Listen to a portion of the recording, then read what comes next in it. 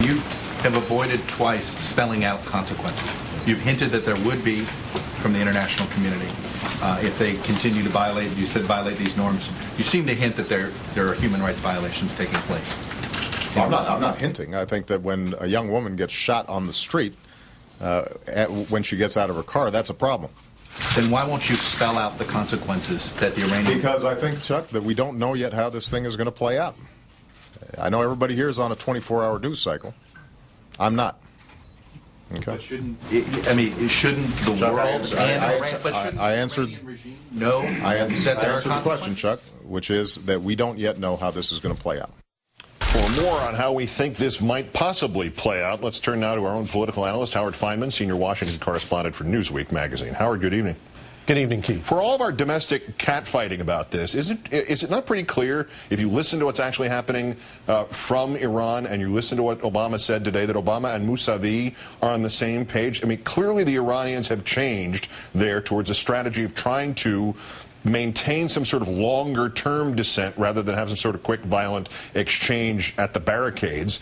And was that not precisely what Obama was advocating today? Was he not basically stepping in line with what the protesters, who are actually on the streets rather than sitting in some Senate office, actually want? Yeah, I think that's right, Keith. I think the president's remarks were very carefully calibrated in the way you say. The key to what the president said here today, Keith, was not all the stuff about using his remarks out of context and mistranslating, as important as that is. It's what he said about national security. The fact is, in talking to administration people, talking to people in town, talking to some prominent Iranian Americans who know what's going on there, the key for the United States is to prevent Iran from getting nuclear weapons. It's to get Iran's assistance, or at least forbearance, in what we're doing in Iraq and Afghanistan. It's to make Iran a player in Mideast peace. And to accomplish those three things, you have to be slow, skillful, and careful, because, in fact, you need the rural, religious, conservative supporters of Ahmadinejad, as well as the Mousavi people in the streets of Tehran. You need the whole country to come as one. That's the real reason why the president's being careful here. The confession videos, they seem to present a pretty straightforward cause and effect here, too. American politicians speak out, and Iranian protesters suffer for it, and they're essentially indicted there for supposedly listening to Voice of America.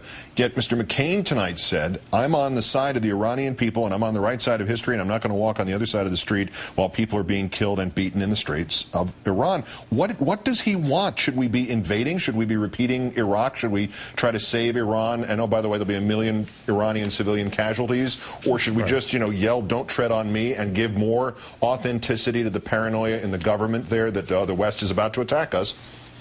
Well, that's why Obama took the line he did today, and I think he's in the right spot now. I'm not convinced he was a few days ago, but he is now. Look, what the Republicans are trying to do, in addition to expressing their legitimate outrage, is to try to put Obama in the box that they put both Jimmy Carter and, in many ways, Bill Clinton in as well. That is the weak and timid on foreign policy and military affairs box. But in fact, Obama, in certain respects, ran to the right of both Hillary Clinton and John McCain in the 2008 election with regard to Afghanistan. And in case you hadn't noticed, he's ordered 20,000 additional troops into Afghanistan. This is not a timid and weak president.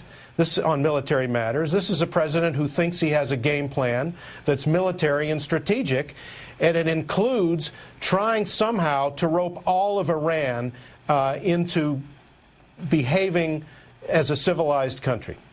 This would be an odd thing to hear come out of my mouth here, but it occurred to me that John Bolton may have had the most succinct observation on this, a presence of mind to remember that on top of everything else, you can't encourage people thousands of miles away to go protest on streets thousands of miles away if you can't back them up in some material sense. Some people apparently learned that in Iraq 18 years ago and Kuwait 18 and 19 years ago. Isn't that the essence of this? Well, that is sort of the essence of it. We have no ability militarily. As I said before, or mentioned implied, we have more than 50,000 troops in Afghanistan now. We have 130,000 or so still in Iraq. There's no way the United States, even if it had the troops to do so, is about to put any in or around Iran. It's not going to happen. Nor is it like the old Soviet Union, which was collapsing of its own weight. This is not the analogous situation where there's a whole other force on the border of the country. There is no Western Europe here. There is no Central Europe here.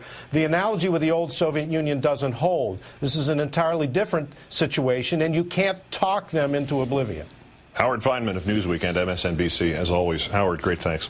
Thank you, Keith. Somewhere across the ocean in a country controlled by unelected religious dictators, now racked by violence and the efforts of millions of people to make their voices heard, a single person wrote 2 questions on a computer or a smartphone and then hit send. Electrons carried those 2 questions around the world across the ocean to the most powerful man in the world. Our fourth story tonight, President Obama gives the world his answer to a question from an unknown, unnamed person facing an uncertain future in Iran, if we are to believe this story. Huffington Post revealing to Countdown tonight some of the less sensitive details about the questioner, a professional male who works in his 30s, who works online. At today's news conference, the president called on Nico Pitney, a reporter for that site, who had written that he was soliciting questions from Iranians for the president. The president said he was aware of this and then asked Pitney for a question. It was not a request for help nor saber rattling. It was a fairly sophisticated question about the delicate position in which Obama finds himself, wanting to aid Iranians without providing justification for crackdowns, about how he will engage with Iran if Ahmadinejad remains. Under which conditions would you accept the election of Ahmadinejad? And if you do accept it without any significant changes in the conditions there, isn't that a betrayal of what the demonstrators there are working towards? Well, look, we didn't have international observers on the ground. We can't say definitively what exactly happened at polling places throughout the country. What we know is that a sizable percentage of the Iranian people themselves, spanning Iranian society, considered this election illegitimate. It's not an isolated instance, little grumbling here or there. There is significant questions about the legitimacy of the election. And so ultimately, the most important thing for the Iranian government to consider is legitimacy in the eyes of its own people, not in the eyes of the United States. And that's why I've been very clear. Ultimately, this is up to the Iranian people to decide who their leadership is going to be and the structure of their government. With us tonight, Houman Majd, an Iranian-American and author of The Ayatollah Begs to Differ, The Paradox of Modern Iran. Thank you for coming in, sir. Thank you. My pleasure. Was the question any good, and was the fact of the question of any good? I don't think so. I think it was I think Obama gave a very good answer. I think the question is a little bit silly because it's really not up to the United States to decide whether a government is legitimate or not. It's much like asking the French after the 2000 election here, what are you going to do if President Bush becomes the president, before the Supreme Court made him the president. So it's kind of like, you know, it's irrelevant almost. And I think the vast majority of Iranians, certainly the ones I talk to, and that's not obviously the vast majority of Iranians I'm talking to, but the people I talk to on the ground, and I speak at least once or twice a day to Tehran, this is not a question that's in their minds. It's an Iranian issue. They're trying to sort it out themselves. The protesters are out there very bravely. They're being brutalized by their government in some instances. And it's an internal issue. It's not up to them. It's an arrogant position to take, to say, for America, we're going to agree that you're legitimate or not legitimate. By the way, it's also a silly question because right now, as it stands, the United States doesn't have diplomatic relations with Iran and therefore doesn't recognize the legitimacy of the Iranian government. So what would have been questions? What are the questions that would be on that, in those protests, on those streets right now that could be asked and provide some insight from an American leader?